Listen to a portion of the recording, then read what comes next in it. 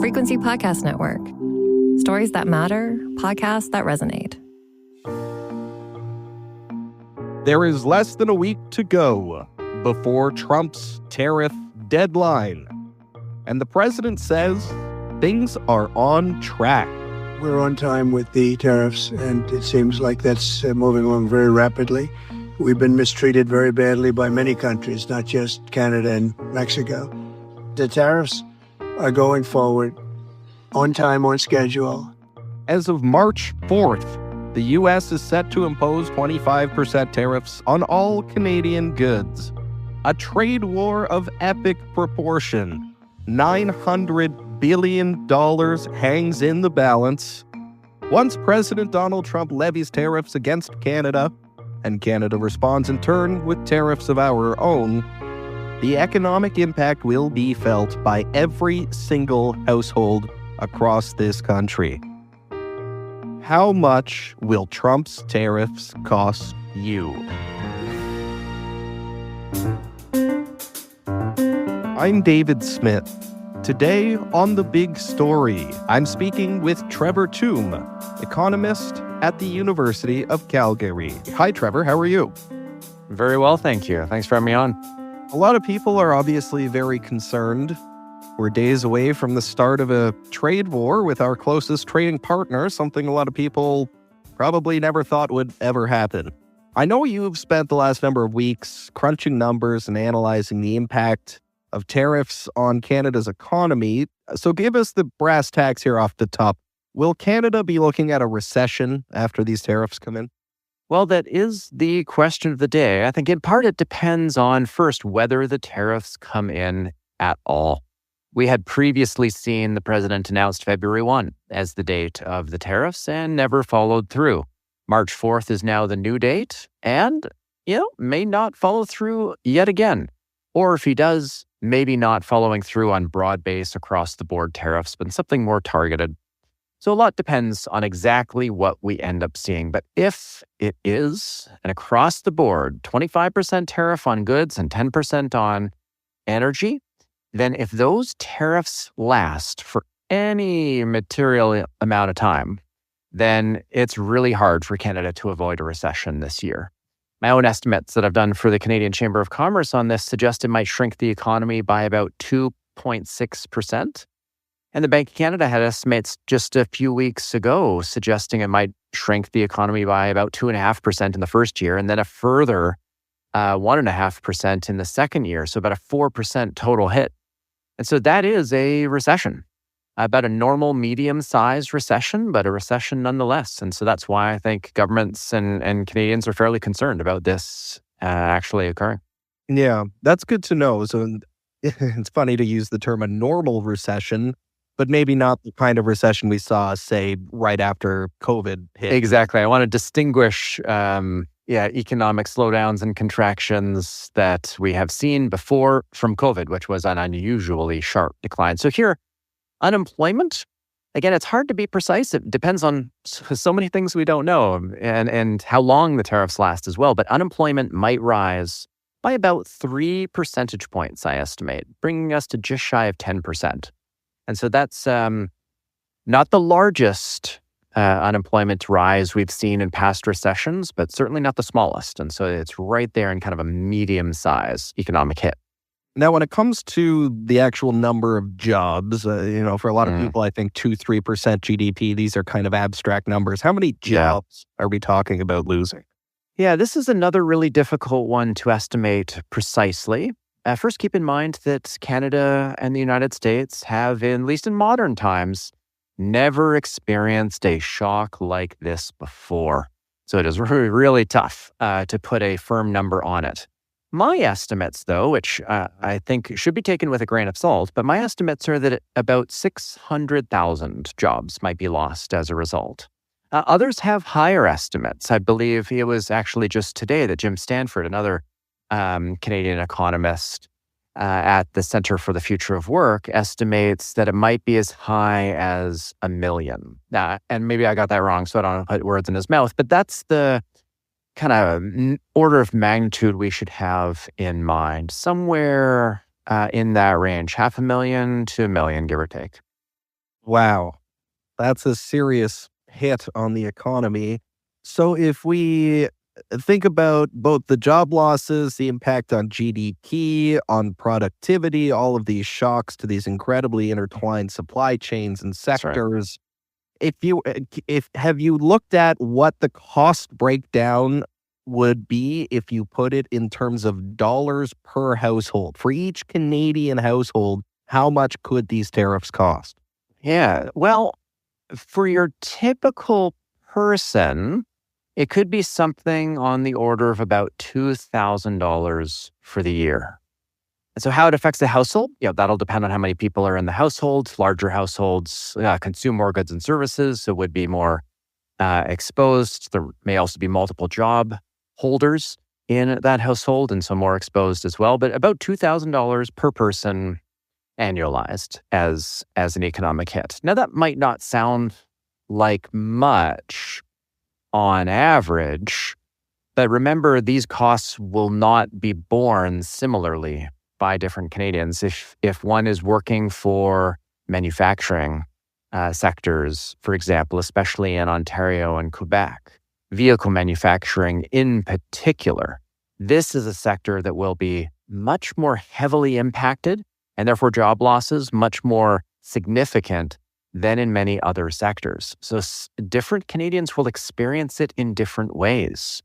I like to note sometimes that some Canadians might actually benefit. Think about trade lawyers or accountants or consultants who help firms navigate these incredibly uncertain and changing circumstances might see higher demand for their services. But for the most part, if you're working in a trade-exposed sector, then the cost could be quite considerable. And then in terms of the retaliation that Canada enacts, we'll have to see what that looks like. The government announced that we would adopt tariffs of about 25% on about $150 billion worth of imports from the United States. And that's where I think we would see the most immediate effect of the trade war as consumers due to tariffs that we levy on what we purchase from the United States. It will take time for the U.S. tariffs to fully affect the Canadian economy, potentially as long as till the end of the year for the unemployment rate to rise up to its peak level. But the tariffs that we implement as retaliation, we might see that in terms of prices we pay for goods relatively quickly, on the order of days or weeks. Yeah, let me jump in there because I think this is one of the really interesting and kind of wonky aspects to this conversation that people may not realize they are misunderstanding how this works. The tariffs that the U.S. brings in, those are paid by American consumers, American businesses. The tariffs our government brings in, they're paid by Canadian businesses, Canadian consumers. So where will people start seeing higher prices, Canadian consumers, first? In the near term, what kinds of common household goods will that impact? Will we see it at the grocery stores, at car dealerships, at the gas pumps? What's going up in the immediate short term?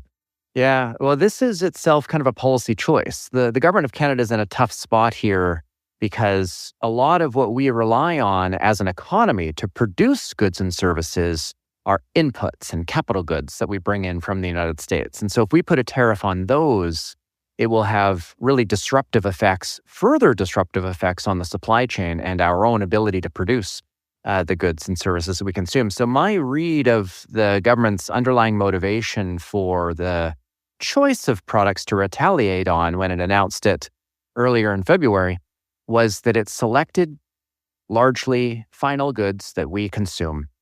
And food was among the largest categories of items. So think about orange juice from Florida. So items that we consume as end users, largely food, from the United States, those could see price increases of that 25% pretty quickly. And how quickly might just depend on how quickly grocery stores change their labels. And some will vary, but like I said, I suspect days, at most weeks, before we see it. The other side of the coin, the U.S. tariffs, those affect us economically because the tariffs will lead consumers in the U.S. to maybe shift their spending to domestic suppliers or exporters from other countries. So we'll see it as a drop in demand for what we produce, which will mean businesses here needing to shrink and contract output. And that's how we feel largely the American tariffs. Okay, I would like to ask you specifically about gas prices. What do we know about that? For example, depending on where you are in Canada, your finished gasoline that comes out of the pump at the gas station is coming from different places. The oil that goes into that gasoline is coming from different places. Where I am in central Canada in Ontario, a lot of our finished refined petroleum products, it's oil coming out of Alberta, goes into a Line 5 pipeline, actually goes into the United States, and then comes back up into Canada for refining. So if there's a tariff on oil, does it get applied to that oil that crosses the border, and then it will be applied to the refined product? How does that work? How do we know? What do we know about gas prices here? That's a really good question, and I don't have a good answer for you. And I think in part this is because of how quickly the U.S. is rolling out policy proposals without actually doing the work that needs to be done prior to such a dramatic change in their trade policy orientation. Whether they levy a tariff on gas that flows or oil that flows through the U.S., but ultimately then ends up back in Canada, that's going to be a choice that they need to make. My understanding is that they're not going to levy a tariff on those flow-throughs, but they'll just be levying a tariff on what is going to the United States. But that's a choice that they get to make. If they want to levy a tax on something that is transiting through the U.S., there's no legal reason why they couldn't. So I guess my answer there is we'll have to wait and see. But if you're in an oil-producing province, and I'm here in Calgary, actually, so this is kind of relevant here, there's an interesting thing that might happen as a result of the tariffs, and that's lowering the price of oil in Alberta. Effectively, the producers here taking a haircut on what they sell into the United States to effectively absorb some of the cost of the tariff. And that would mean that oil supplied to domestic refineries here would be lower cost. And that might filter through to us in the form of lower gasoline prices. And so that's a little bit of a paradoxical result, but kind of an interesting dynamic that's maybe a little unique to the oil sector. Yeah, that's fascinating, isn't it? Because the oil crosses the border before it gets refined. So a lower oil price coming out of Canada could lead to lower gas prices. Okay. All of that, again, lots of hypotheticals in there, so don't quote us on that exactly. Consumer inflation, I would like to ask you about as well. We just got back to normal on consumer inflation after a generational period of high consumer inflation in this country. What do we know about the effect of tariffs on inflation, and is there a possibility interest rates might have to come back up again? Yeah, that's a tough question. The inflationary effect of the U.S. tariffs is actually to lower inflation further. It will tend to slow demand for things we produce, and that the margin means slightly lower prices for those goods. I mean, think about a demand and supply curve, and the demand falls. Prices will tend to fall as well. So I think we might see, in response, the Bank of Canada lowering interest rates, both because inflationary pressures will ease, but also because unemployment will be rising.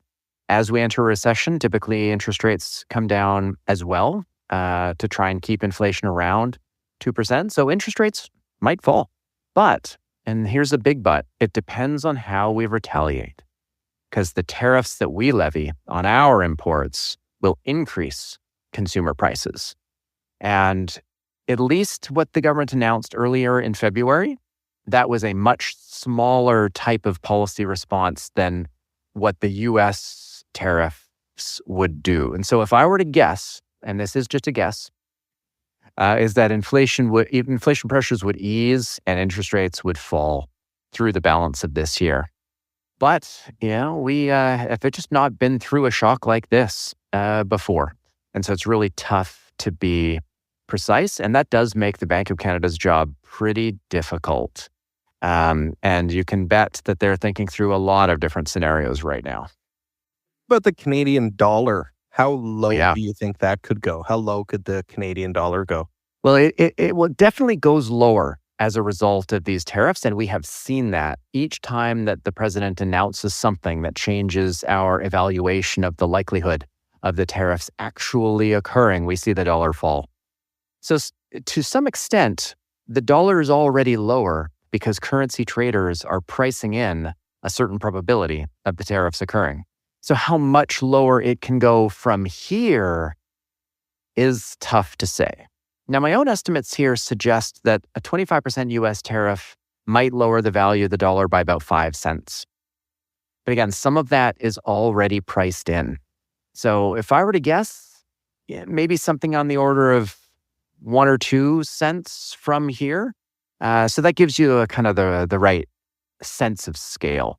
We're at about 70 cents per US dollar right now, and that might fall a little bit, but I suspect not below the mid-60s. Mid-60s, yeah. So if you take a look at the last couple of years, if you use pre-inauguration 70, 72 cents as a baseline, 5 cents, so 68, 67, mid-60s. Okay. Yeah, Okay. but definitely, anyone listening, don't trade based on this. There is a lot of uncertainty out there that many individuals included, but traders and investors are really facing right now. Please consult your financial advisor That's before right. you make any decisions. This podcast is not financial advice.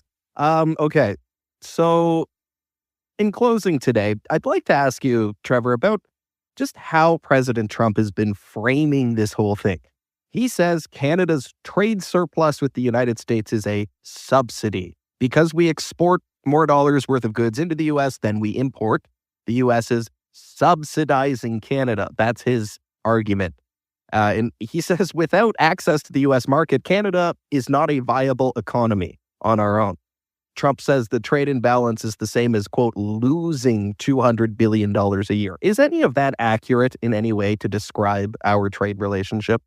So I certainly wouldn't characterize our trading relationship that way. And I think the president, as any observer over the years, has likely seen themselves. The president's prone to exaggeration and oversimplification. And of course, all politicians are. But I think the president is unique among those who go out there with very boisterous, bold claims that don't reflect reality. So trade deficits or surpluses are not the source of the gains from trade.